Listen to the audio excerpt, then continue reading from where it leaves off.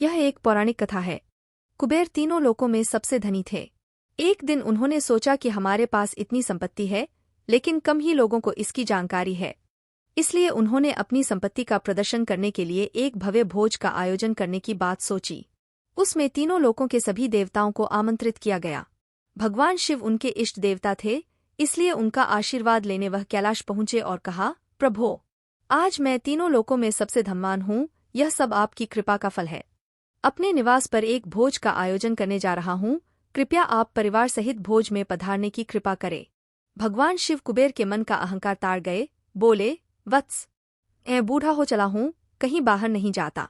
कुबेर गिड़गिड़ाने लगे, भगवन, आपके बगैर तो मेरा सारा आयोजन बेकार चला जाएगा।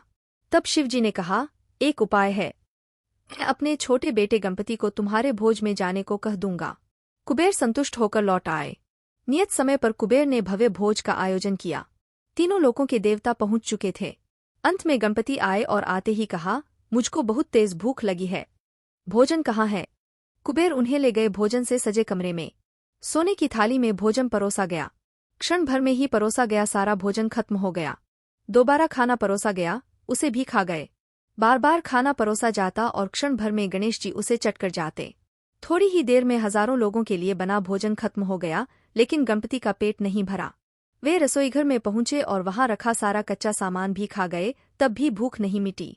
जब सब कुछ खत्म हो गया तो गणपति ने कुबेर से कहा, जब तुम्हारे पास मुझे खिलाने के लिए कुछ था ही नहीं तो तुमने मुझे न्योता क्यों दिया था?